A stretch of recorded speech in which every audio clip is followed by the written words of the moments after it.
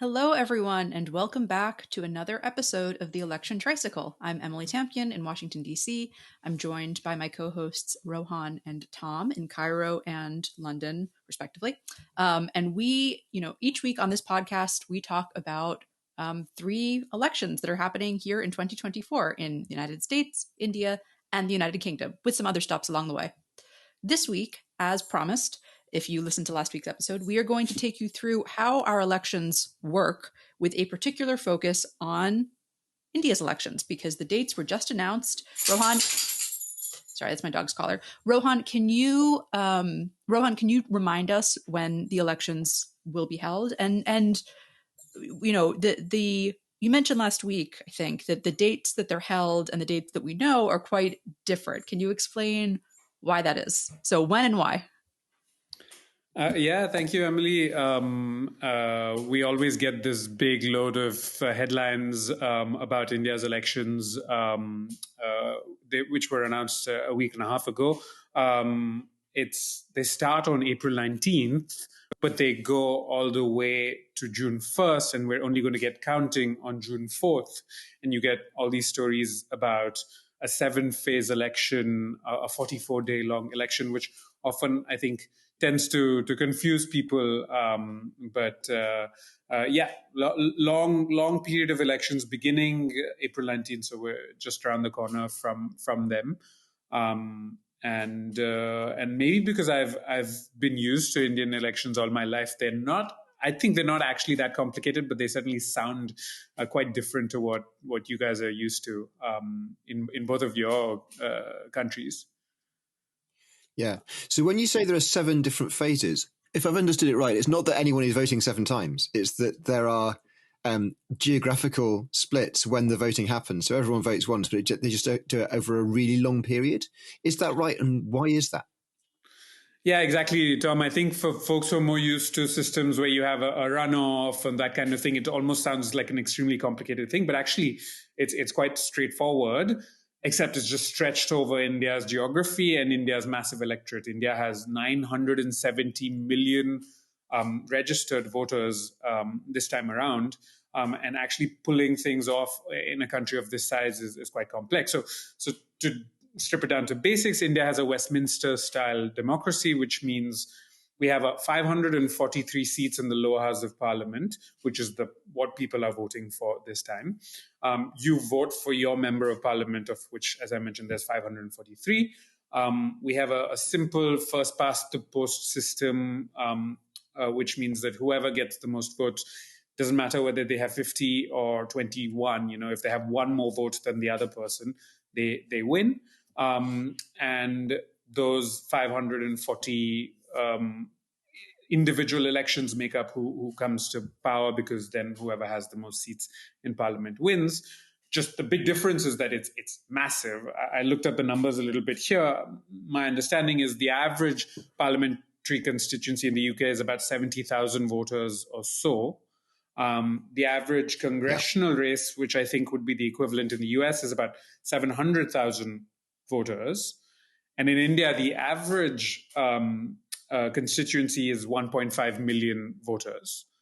And some of those are as big as going up to 3 million voters in one constituency, which is bigger than the size of entire electorates in other parts of the world. Added to that, the sheer complexity of India's geography, a past where you've had violence and electoral drama, in terms of booth capturing or even terrorist attacks, and so you have to have security forces across the country. That's partly the reason why we have such a long, extended election. And just to be clear, it's not the case that you sort of know as you go. So, for example, this is not a one-to-one comparison at all, but for the US primary system, for example, like you know which candidates win which states, and that maybe you can say, all right, that like if one candidate does really well in, I don't know, New Hampshire, maybe that changes how things go in South Carolina. That's not the case here, right? Yeah, exactly. So when elections are announced, there's something called a model code of conduct, which comes into place, which means that governments at the central level, but elsewhere also, cannot announce any new major initiatives, which, basically do not allow whoever is in power to get any sort of advantage. But the model code of conduct also means that results or opinion polls, that sort of thing, cannot happen over the course of this period. And so as the first set of voters in one part of the country go out and vote on April 19th, we're not going to get those results until the very end. Officially and formally, news, the news can't report on, even if people have done, for example, sampling, exit polling, as we say, people coming out of the booths. There is this is happening, but it's not legal for us to tell you what those sampling reports tell us. That said, there's always, buzz, what in India is called the Hawa, which Hawa means the atmosphere, the sort of sense of who was doing better this time, who was doing worse this time. And because these happen one after the other, there definitely is the potential for some parties to say, we did so great in phase 1 and phase 2 and phase 3, and for momentum to build and, use that to get more people out, or to say, we're not doing so well and we need more people to show up. So officially, we won't get any results until counting starts on the 4th of June, but there'll definitely be buzz over the next month or so, even as we wait for the official results. And sorry, just one other technical question. In the United States, and we'll speak about this more when the U.S. election comes closer, but it sort of varies by state to state how you're allowed to vote, when you have to register to vote. Some states have same day voting, some don't. States have mail-in voting, but the time by which you have to send in your ballot varies by state to state. That when those ballots are counted varies by states to state. Right? Are they counted before the election? Are they counted only after the election? So or like on election day, election night actually. Is there that kind of variety between states in India, or is it uniform across the country? This is how we vote.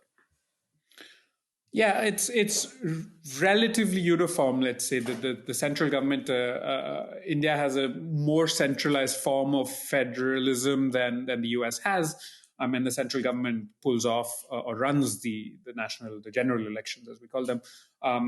There are a few instances where there are mail-in ballots. It's not widely used in India. It's for specific use cases like the armed forces, or central government employees that have been deputed in other parts of the country.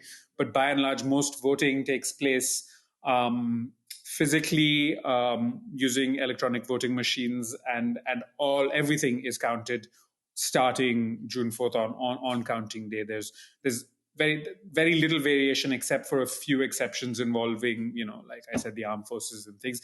And actually, one of the interesting things, it just reminds me what you asked, one of the interesting reasons why we have this long, prolonged election is that there's a law that requires a voting booth to be within 2 kilometers of any registered voter. So just to make it possible for people around the country to vote, you have to have a voting booth close enough to them. And so you have these fascinating stories every election. Last general election, my colleagues at scroll.in, where I worked, reported on an election team that trekked for 2.5 days up into Arunachal Pradesh, this Himalayan state, to get to one voter who lived in this village there who was still registered. And so you always have these incredible stories of teams traveling, deep into parts of the country just to get to that singular voter. And that also explains to some extent why it's so long. But there are, and we can talk about this potentially, critiques of such a long election as well. Yeah, I had a couple of questions one is about the security challenge of having ballot boxes with votes in them for potentially as long as 7 weeks, and does that cause issues? Are there any attempts ever to tamper with those votes, or to cause problems in a way that, there are vote tampering efforts in almost every election in every part of the world, but normally you don't have 7 weeks to do it in. And then the other question I had was about this buzz that people have, where you can say, we did really well in this first set. We think our momentum is building. Is there any evidence of parties saying that and either getting it wrong or just making it up, or a combination of the two? So to the first question, remarkably, I'd say by and large, Indian elections have been, especially in the last few cases, have shown themselves to be quite robust. India moved a couple of decades ago to electronic voting machines rather than paper ballots. But they use a particularly low-cost, low-tech version that's not networked at all. So they're not connected to the internet or anything. They're individual boxes. And so to tamper with each one, you'd have to tamper with each one individually. Rather, you couldn't just stick a virus in them. There have been allegations from opposition groups of tampering of these. There have been some questionable cases where we have seen, BJP leaders, for example, riding in the cars with the Election Commission officials, taking these machines somewhere. There is a way of attempting to check that the button that you press is actually what the machine records. There's something called a VVPAT. It's a slightly complex thing, but the machine prints out a small paper thing just to confirm to you that the button you pressed has resulted in the vote that you wanted it to vote. Because in a couple of weird cases, the last election around, we had things where whatever button you pressed, it went to one party. So there are allegations, but by and large, not proven. And of course, compared to the previous system when there were paper ballots, those were much more easy to tamper with and also to commandeer, where you'd physically, in some cases in India in the 80s and 90s, have people with guns show up to the booths, pick them up, and then stuff the ballots. And, that sort of classic thing. We don't really see that at least at a large scale in India. Of course, every election there are some allegations about these things.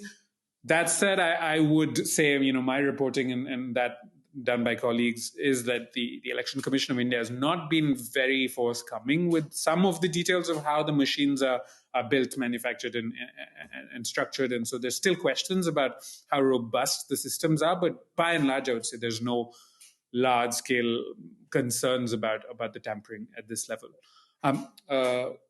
The second question, you asked about the Hava, the idea of, yes, absolutely. Yeah. Coming out of every voting day, we're going to have 7 phases of these. The politicians come out and say, we know that we've done super well. We've won this round, and it's clearly going well. And one of the reasons for doing this is the first past the post system.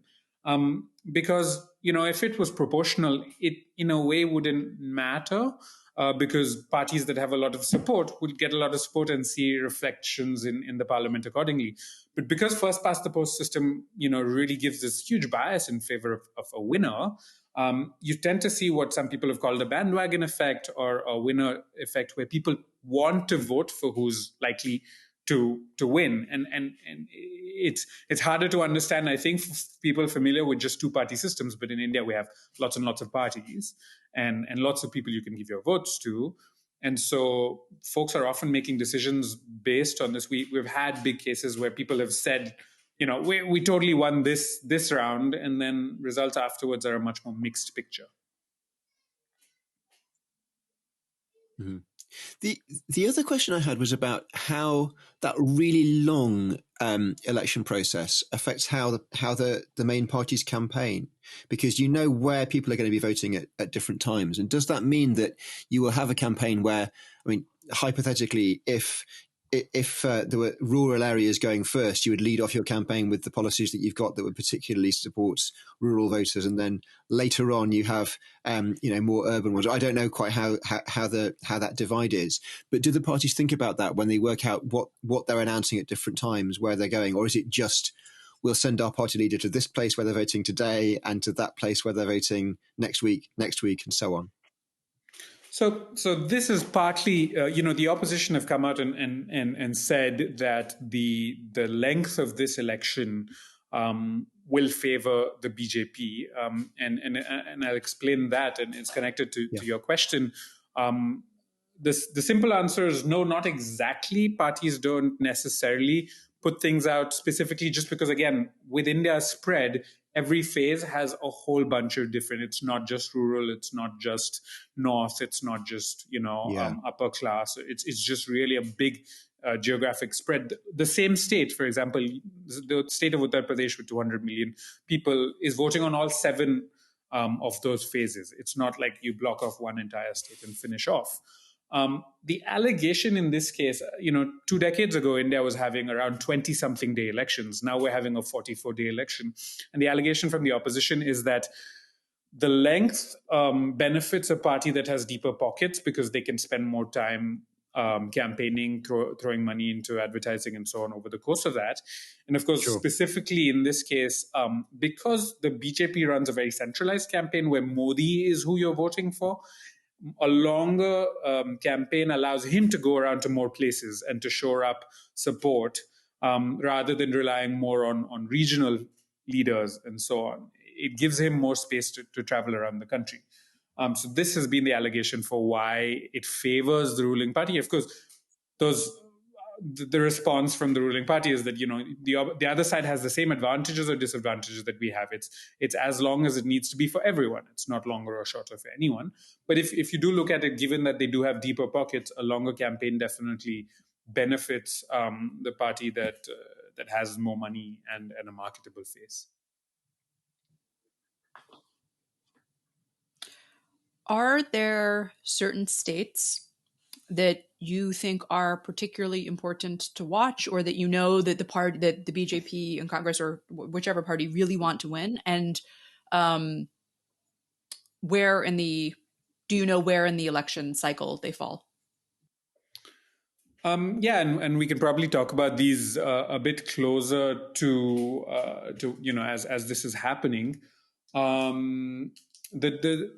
About a third of the contests in this election will be BJP versus Congress, but that's only a third. There's a lot more seats, and there's another third or another quarter is regional party versus regional party, without even the BJP or the Congress involved. And so you have lots of little bits and pieces. The big states really for us to watch are across the 7 phases, or in some cases 5 phases, but like there's no one big day, or as you get towards the end of the 7 phases, some of them have been ticked off completely. The ones to watch, UP is the obvious one, and that's the big, without that, it's hard for you to win a coalition. It's now clearly favoring the BJP with its 80 seats. The more complex ones are Maharashtra. UP is. I was just going to say UP is Uttar Pradesh, and it's the most populous state in the country. Is that right? Yes. Uttar Pradesh is 200 million people. It's where Modi himself contests from, Banaras, Varanasi. It's the heartland, so to speak, both culturally, religiously, and in terms of testing out political ideas. So that's a classic one. But maybe given the context of this election particularly, I could point out 3 others. One would be the western state of Maharashtra, where Mumbai is located, where it's likely going to be a multi-cornered contest where there's numerous parties. The BJP with the allies, the Congress with allies, plus a bunch of local players. And so you have a much more one where the BJP has never won a majority. And so it's the big question is how far the Modi phenomenon can take the BJP. Another is, for example, Tamil Nadu in the south, where an anti-North Indian or anti-BJP strain of politics is very strong. It's not built on being opposed to the North, but it's built on parochialism for the South, let's say. And the BJP has for long trying to enter this space. And whether the BJP will be one of those big questions. And the third I'll mention is one that we started off with on this show, Bihar, where we spoke about Nitish Kumar, who jumped ship. The reason he jumped ship, the reason the BJP accepted him, is also because they were not sure that they would necessarily be doing well in this core, again, Hindi heartland state, but one where the BJP has often struggled to win beyond a certain amount of votes. So these 3 are ones that I would watch. Of course, each one of them come with loads and loads of storylines within them. Brilliant. One of the things So that leaves, I think, jumps the out. UK as the. I'm so sorry. Maybe I'll jump there. One of the things that's really relevant for the Indian elections is the difference between being able to estimate vote shares versus seat shares. So it's good for pollsters to really be able to tell us how many votes people are going to pull in. Broadly speaking, very hard to convert that into how many seats they could actually win because of the first past the post system. And given that the UK has somewhat of the same approach, I was curious if that's something that's a feature of your elections out there in the UK, where we can tell how much support they're likely to get, but how does it convert into results in the parliament?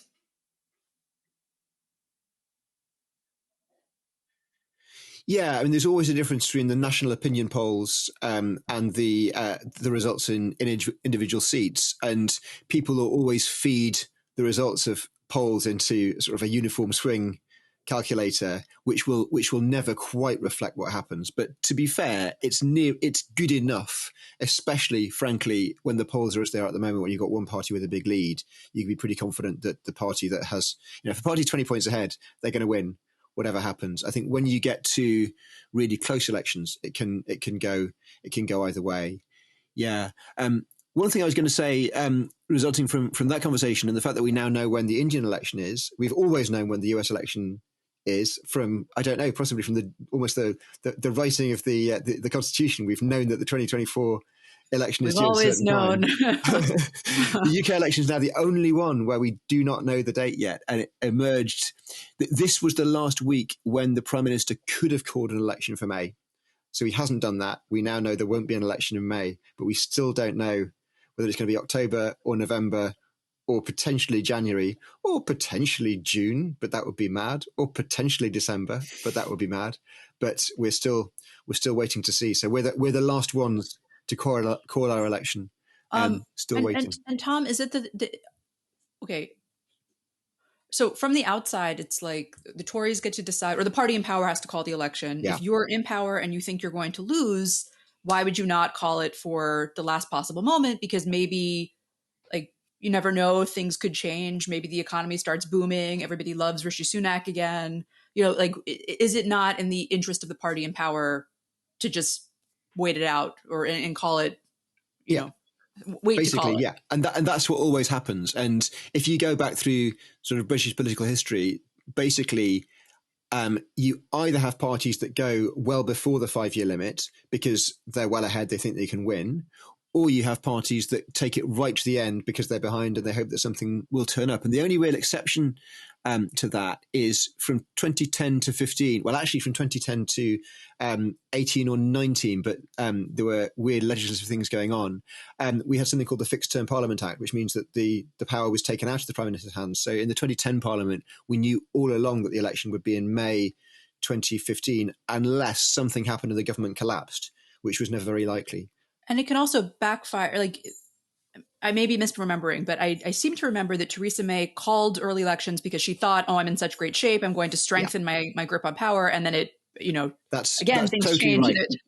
Yeah, there were three things that came together at once. One was that she had a very small majority, actually. Although the Tories had won the 2015 election, they won with a majority of about 12 seats. So they didn't have a huge amount of space.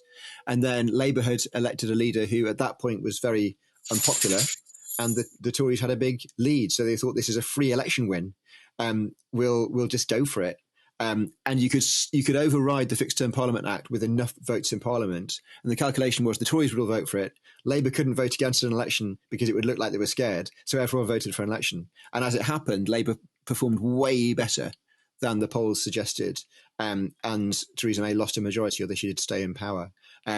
So yes, the 2017 and 2019 elections were both after about 2 years from a previous election. We've had loads of elections in recent years, but this one finally is going to go long.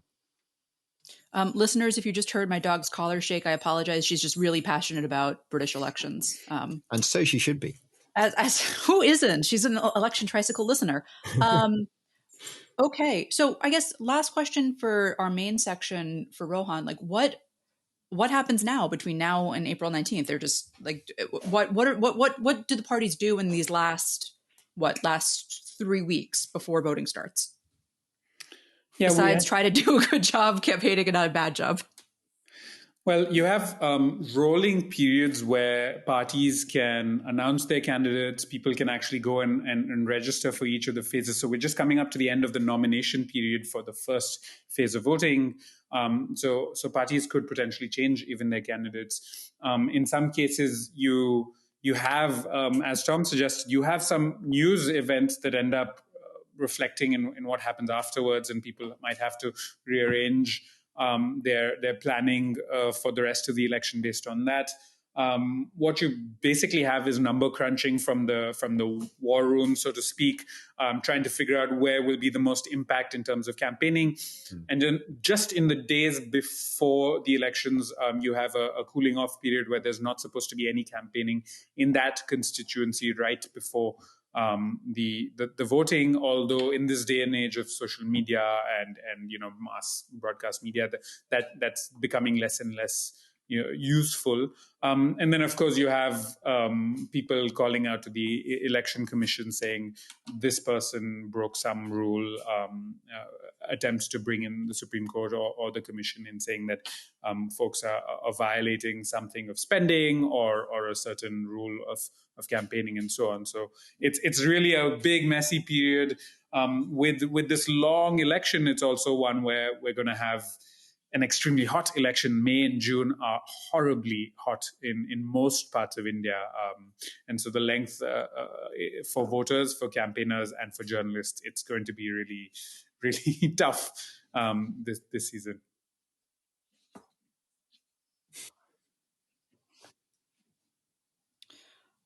Okay, well, regular listeners, we have to leave it there. Rohan, thank you so much for that. I learned a lot. Listeners, I hope you did as well. I will not be here next week because I am on vacation, aka holiday, but we will have, I think, a special guest in my stead. So definitely check back next week for that. Like, subscribe, tell a friend, tell a hater. Regular listeners, thank you so much. We will talk to you next week. Premium listeners, your section starts right now.